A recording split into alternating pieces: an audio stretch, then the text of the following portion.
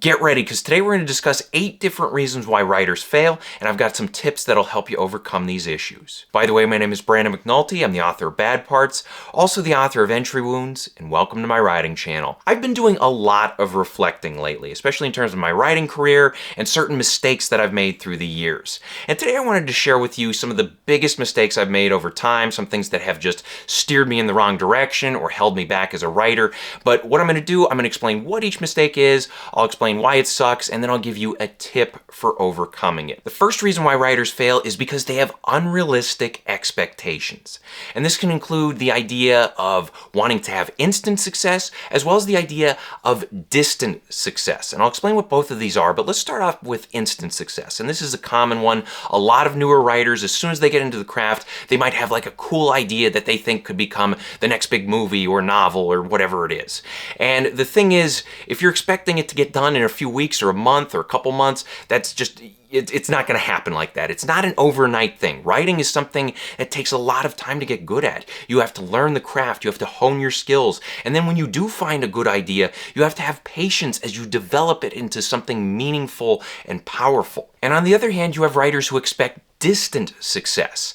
And the idea here is that oftentimes you have writers who they lack confidence, or they like the craft, they like to write, but they just don't believe in themselves or their ability to write the story that they've always been chasing after, whether it's a novel, screenplay, whatever. They tell themselves that someday in the distant future, maybe 30, 40 years from now, that is when they will be able to go after that goal, go after that dream.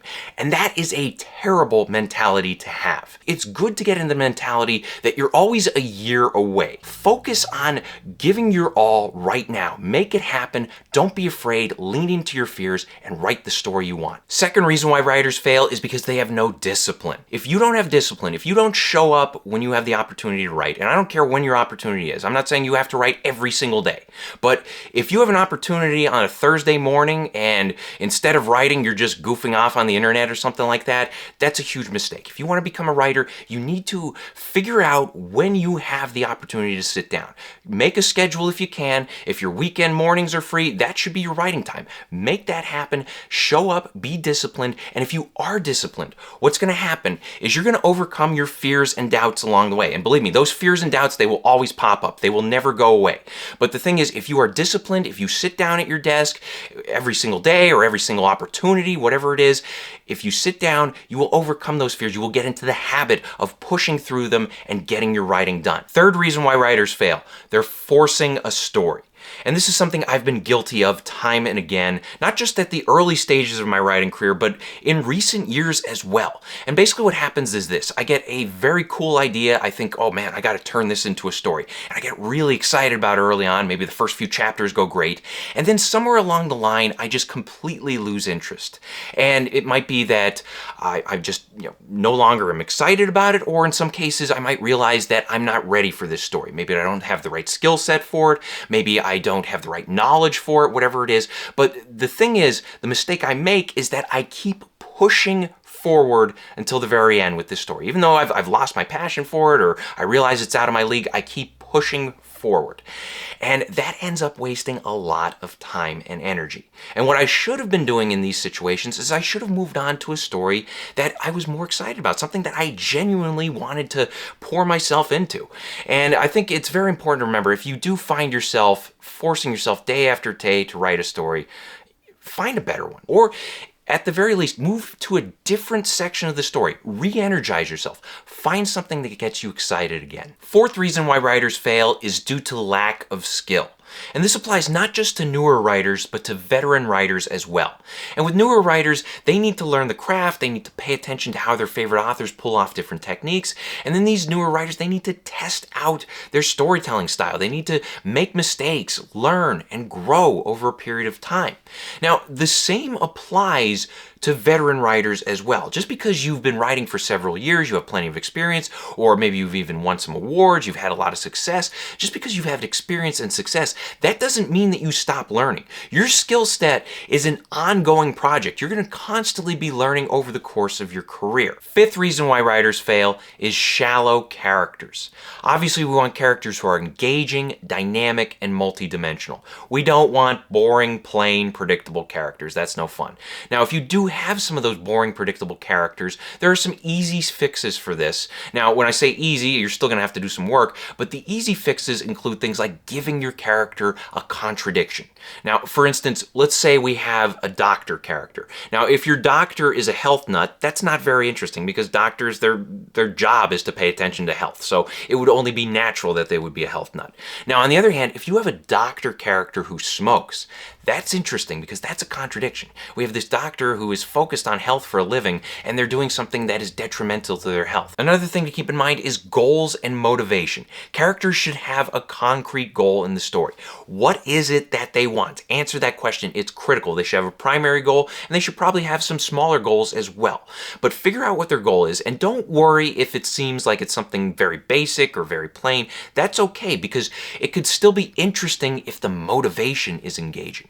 Now, motivation is the why. Remember, we said the goal is what they want. Motivation is why they want the goal. And you could get really interesting here. You ask yourself the question, why does this character want their goal? Well, say maybe the goal is to get a new job. So you have a character, they go on a job interview. That's their goal. They want to get that new job. But why?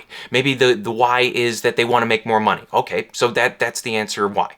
But let's go a little deeper. Let's ask the question, why again? Why do they want to make money? Well, maybe they want to support their family. Okay, that's fair enough. But why is it important that they support their family? Is it just survival? Maybe it's something more than that. Maybe they want a high-paying job so that they can impress their family. Maybe because their own family, when they were growing up, didn't impress them. So maybe they're trying to work something out in that regard. And that's something to keep in mind. Always ask yourself what the character wants, and then ask the question, why do they want it? And then ask another why, and another why after that. Sixth reason why writers fail is lack of specificity. And you need to be specific. You need to give concrete details when it comes to your characters, your world building, your events, everything that's going on in your story. It helps if you are specific about things.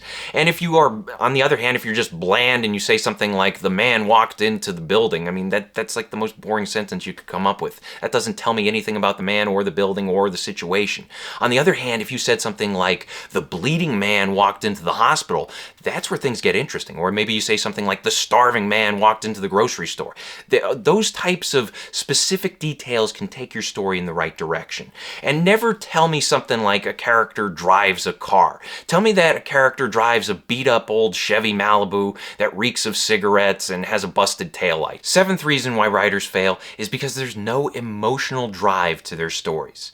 And you have to remember, if you are a writer, if you're writing fiction, you are essentially a drug dealer who deals in emotions. You have to deliver emotions to your audience. And I'm not saying that in every single scene of your story you have to have characters screaming and crying and doing all that. Emotions can be subtle, they can be over the top, they can be in between there.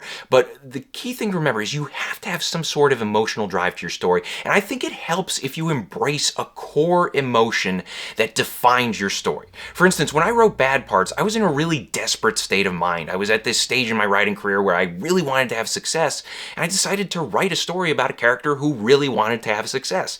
And that enabled me to get involved in the writing process. It enabled me to create this real story that really resonated with me and what I was doing. And it carried me from start to finish. Same with Entry Wounds. I was in an angry state of mind when I wrote Entry Wounds, and that anger fueled the writing process for me. So don't be afraid of your emotions. Lean into them, especially when you sit down to write. Embrace those emotions and let them help you tell the story. And the last reason why writers fail is they're not lucky enough. Now, you're probably wondering, Brandon, what are you talking about? What kind of advice is that? Either you're lucky or you're not lucky. You can't control that. But I would argue that you can control your luck to a certain extent. And it all boils down to a formula where luck equals persistence plus opportunity plus timing. Now, let's start with persistence. Persistence is the one you have the most control over, because we already talked about earlier in the video, we talked about discipline and setting a writing schedule and showing up when you have the chance to.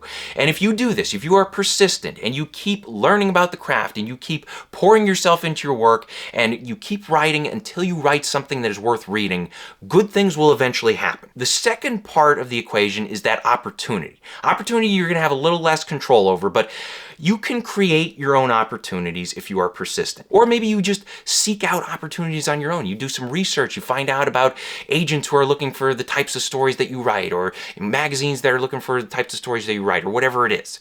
And the thing is, when you find these opportunities, you have to seize them. You cannot self-reject. You cannot talk yourself out of it or talk yourself down. Oh, I don't think my story's good enough for this, or I don't know if I'm good enough for this. Do not do that. And then the final part of the equation is timing. This is the one you have the least amount of control over. You have to be there, right place, right time, in order to have success as a writer. Maybe you submit to something at the right time and you get selected. Now, the thing is, you're going to get rejected more often than not, and that's fine. That's something that you're going to have to overcome. You're going to have to push through. And the thing is, if you are persistent, you create new work, and you seize every opportunity you can, eventually the timing will work in your favor. So I hope this helps. Question of the day: what is the #1 reason why you fail as a writer? Let us know in the comments section below. Thank you for watching. If you want to support the channel, please pick up a copy of either one of my books and be sure to leave reviews on Amazon. Bad Parts is great if you like small town horror. It's about people trading away their sick and injured body parts in order to get healthy again. And then Entry Wounds is great if you like thrillers. It's about a guy who picks up a haunted gun and he can't put it down till he kills 6 people with it. Also, be sure to like, share, and subscribe. Check out my other videos. Maybe even hit that super thanks button. And as always, remember to keep on writing.